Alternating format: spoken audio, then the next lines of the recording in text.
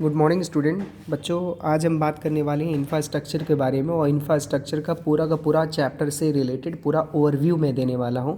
Infrastructure का मतलब क्या होता है? इंफ्रास्ट्रक्चर का मतलब ये होता है कि बड़ी बड़ी रोड, अच्छी अच्छी बिल्डिंगें जो होती हैं वो इंफ्रास्ट्रक्चर नहीं बेटा। जब हमारी इकोनॉमी में रोड की फैसिलिटी, हॉस्पिटल की फैसिलिटी, होटल की फैसिलिटी, टॉयलेट की facility, banking facility, education facility, ये सारी की सारी फैसिलिटियाँ होती हैं, उसको हम लोग कहते हैं क्या? इंफ्रास्ट्रक्चर। किसी भी कंट्री की इकोनॉमी की ग्रोथ इस इंफ्रास्ट्रक्चर पर डिपेंड होती है।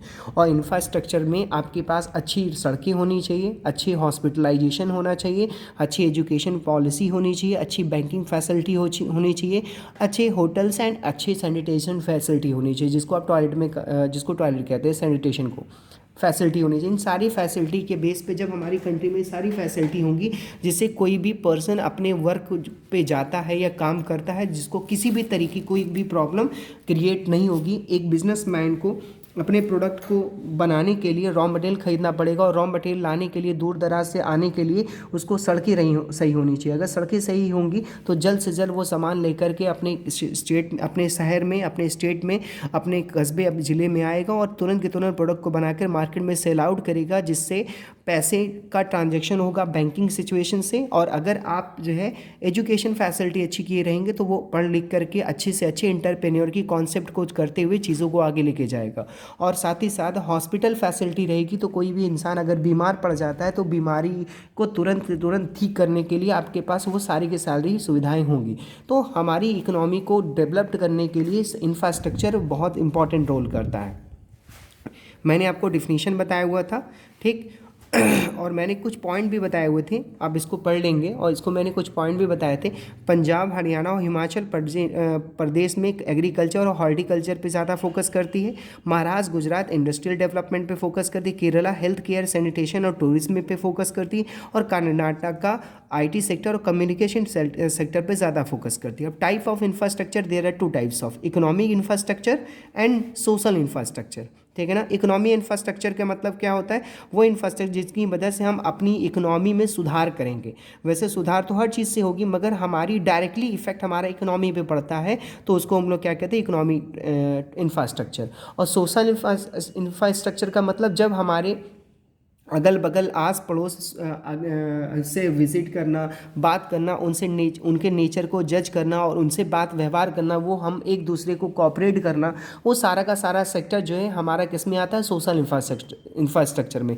जब वो हमारा सोशल इंफ्रास्ट्रक्चर हमारा बेस्ट होगा तो हमारी इकोनॉमी भी ग्रोथ करेगी। तो इसीलिए economy infrastructure plus social infrastructure को ऐड करेंगे तो इंफ्रास्ट्रक्चर डेवलप्ड होता है।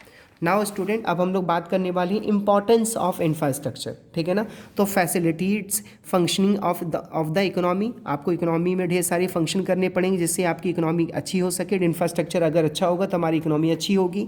एग्रीकल्चर डेवलपमेंट, हम एग्रीकल्चर को डेवलप्ड करेंगे। इकोनॉमिक डेवलपमेंट, हम इकोनॉमिक तभी हमारा डेवलपमेंट होगा। बेटर क्वालिटी ऑफ लाइफ, जब हमारी सारी की सारी इंफ्रास्ट्रक्चर बेटर तरीके से होगी तो हम क्वालिटी लाइफ अच्छे तरीके से सर्वाइव करेंगे।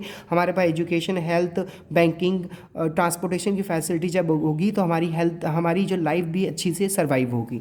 प्रोवाइड एम्प्लॉयमेंट, जब हम अच्छे तरीके से सारे के सारे इंफ्रास्ट्रक्चर को मेंटेन करेंगे या रिकंस्ट्रक्ट करेंगे तो उस कंडीशन में एम्प्लॉयमेंट की पोजीशन को जनरेट कर सकते हैं।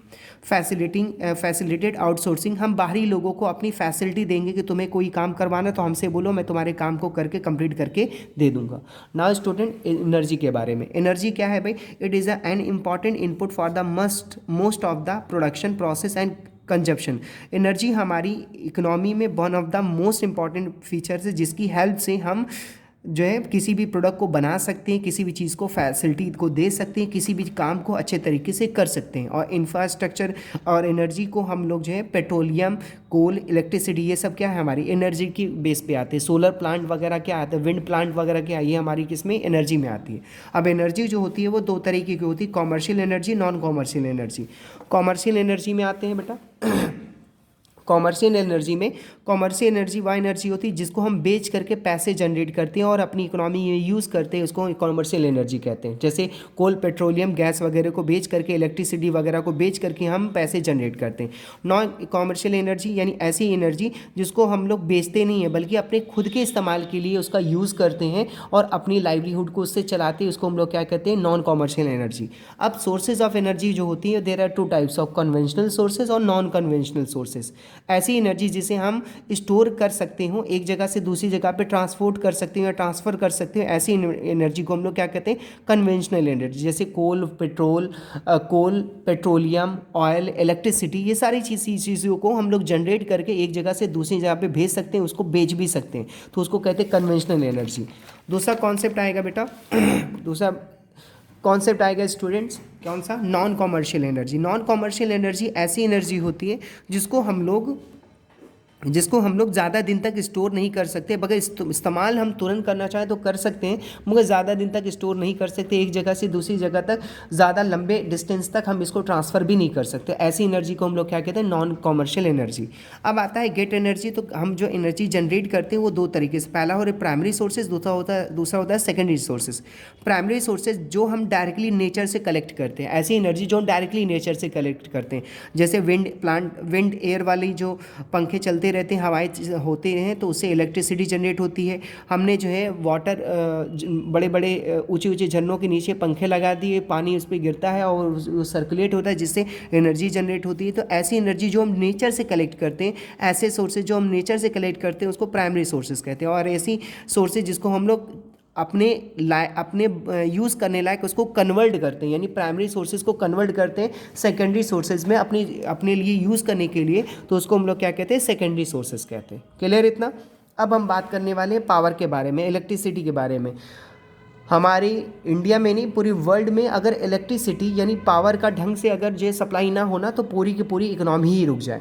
आप कोई भी आज काम देख लीजिए, मैं आपको इवन पढ़ा भी रहा हूँ ना, तो ये भी इलेक्ट्रिसिटी की ही देन है कि जब तक मोबाइल चार्ज होगा तभी आपके पास जो है वीडियो वगैरह पहुँच पाएगी, और नहीं होगा तो ये सारी की सारी चीज़ें नहीं हो पाएंगी। तो electricity one of the most features होता है इंफ्रास्ट्रक्चर के लिए, और इंफ्रास्ट्रक्चर तो इकोनॉमी को ग्रोथ करने के लिए हेल्प करेगा ही। तो यहाँ पे इलेक्ट्रिसिटी के बारे में डेफिनेशन राइट की गई है। अब क्या है सोर्सेज ऑफ पावर जनरेशन, तो there are 4 types of, thermal power, hydro electric power. Thermal power मतलब जब आप जो है कोल, पेट्रोलियम, नेचुरल गैस से इलेक्ट्रिसिटी जनरेट करते हैं। हाइड्रो इलेक्ट्रिक पावर जब आप जो है बड़े बड़े पंखे, ऊंचे ऊंचे पंखे झरने के नीचे, समुद्र के किनारे या बांध बना करके लगा देते हैं, जिससे पानी उस पर गिरता है और तेज़ तरीके से सर्कुलेट होता है, उससे इलेक्ट्रिसिटी जनरेट होती है। वो न्यूक्लियर या एटॉमिक पावर जिससे आप जो है इलेक्ट्रिसिटी जनरेट करते हैं। और रीन्यूएबल एनर्जी यानी कि सोलर पावर प्लांट लगा करके या विंड पावर प्लांट लगा करके जब आप जो है इलेक्ट्रिसिटी जनरेट करते हैं तो ये न्यू रिन्यूएबल एनर्जी कहलाती है। अब चैलेंजेस इसके क्या होते हैं पावर को जनरेट करने के लिए? पहला होता है इनएडिक्वेट इलेक्ट्रिसिटी जनरेशन। हमारे पास इतना जो है जनरेट करने के लिए इतनी सफिशिएंट मात्रा में हमारे पास रिसोर्सेज प्रॉपर वे में नहीं मिलते, जिससे हम इलेक्ट्रिसिटी को जल्द से जल्द अच्छे से अच्छी क्वालिटी को जनरेट कर सकें। Under utilisation of installed capacity, हमारे पास जहाँ जहाँ प्लांट लगाना चाहिए इलेक्ट्रिसिटी को जनरेट करने के लिए, जहाँ जहाँ इसका यूज़ करना चाहिए, नए नए आइडिया का इस्तेमाल करके इलेक्ट्रिसिटी को जनरेट करना चाहिए, वहाँ पे वो चीज़ें नहीं हो पा रही हैं। Poor performance of state electricity board, हमारा इलेक्ट्रिसिटी जो बोर्ड है जो हमें सप्लाई करता है वो चोरी को रोक ही नहीं पा रहा है, जिससे जितनी भी इलेक्ट्रिसिटी हो रही है वो चोरी हो जा रही है, प्रॉपर वे में वहाँ नहीं पहुँच रहा है जहाँ पे इसको पहुँचना चाहिए। ठीक है, जिसको इसका यूज़ करना चाहिए प्रॉपर वे में वो वहाँ पे हो ही नहीं पा रहा है। स्टोरेज ऑफ इनपुट्स, हम जो है एक पावर प्लांट के लिए जिन जिन एलिमेंट की नीड होती है जिसमें से हम इलेक्ट्रिसिटी पैदा कर सकें, उसको हम लोग शॉर्टेज उसकी हो गई है, जिसकी वजह से हमारी इलेक्ट्रिसिटी प्रॉपर वे में जो जनरेट नहीं हो पा रही है। ठीक है ना, तो इसको, और इसके बाद इसके 5th पॉइंट है limited role of private and foreign enterprises. इनका रोल आपने जो है लिमिटेड कर दिया, प्राइवेट सेक्टर को जो है इलेक्ट्रिसिटी जनरेट करने के लिए मौका ही नहीं दे रहे हैं आप।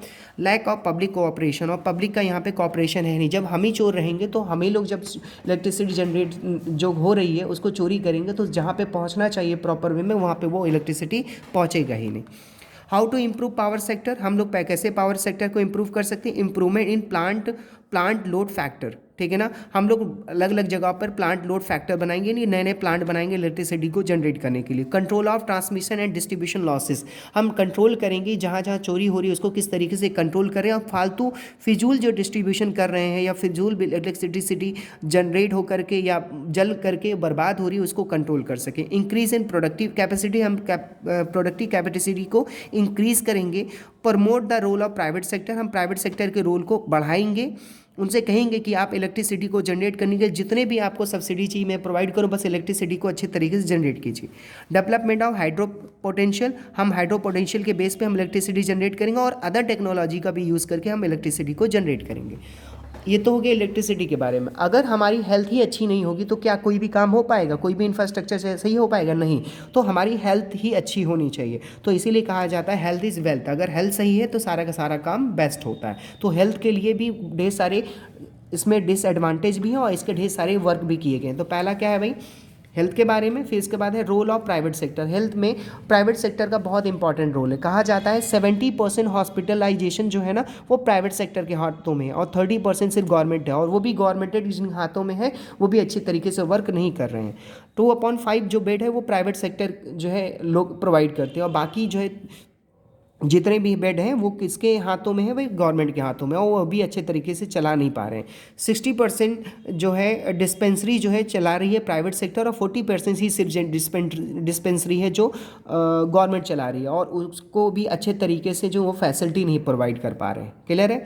ज़्यादातर जो लोग बीमार होते हैं वो तुरंत प्राइवेट सेक्टर में जाके अपनी इलाज करवाते हैं, क्योंकि गवर्नमेंट सेक्टर कि हॉस्पिटल पे उन लोगों का ट्रस्ट नहीं है, और पैसे उन लोगों को कहते हैं कि जब पैसे नहीं देंगे तो अच्छे से काम नहीं करते या अच्छे से वो ट्रीटमेंट नहीं करते। इंडियन सिस्टम ऑफ मेडिसिन में लगभग जो है 3167 जो है हॉस्पिटल है, जिसमें 26,000 डिस्पेंसरी है, और 7 लाख जो है लगभग डिग्री लिए हुए क्या है भाई, प्रैक्टिस किए हुए डॉक्टर हैं, जिनको अभी जो अपना कोई ना कोई इधर उधर करके वो काम काज को कर रहे हैं।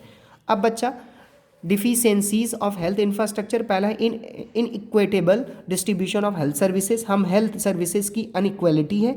20% सिर्फ जो है हॉस्पिटल कहाँ है, रूरल एरिया में, और 70% पूरी इंडिया की पॉपुलेशन रहती है कहाँ, रूरल एरिया में। जहाँ पे लोग ज़्यादा रहते हैं वहाँ पे हॉस्पिटल कम है, सोच लीजिए।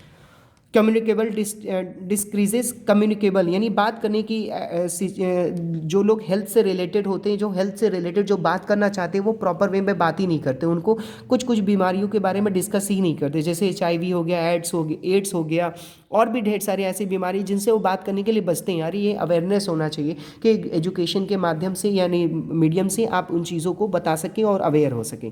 पुअर सैनिटेशन फैसिलिटी, 30% ही सिर्फ जो है अर्बन एरिया में आपको सैनिटेशन फैसिलिटी मिलेगी, बाकी सारी की सारी शहर में, और शहर में इतने सभी लोगों के पास लगभग टॉयलेट की फैसिलिटी होगी, मगर अर्बन एरिया में नहीं है। और 70% पॉपुलेशन इन्वॉल्व रहती है कहाँ पे इंगेज रहती है भाई, रूरल एरिया में, मतलब गांव में।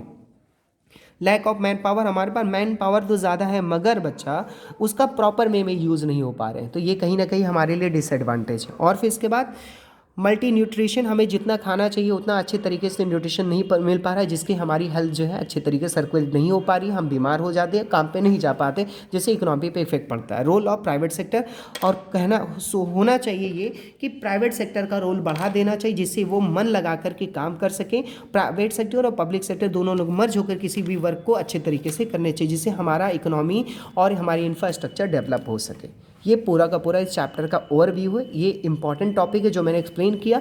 आप इसके अलावा कोई अगर एक्स्ट्रा होगा तो मैं आपको एक्सप्लेन करूँगा। Thank you very much.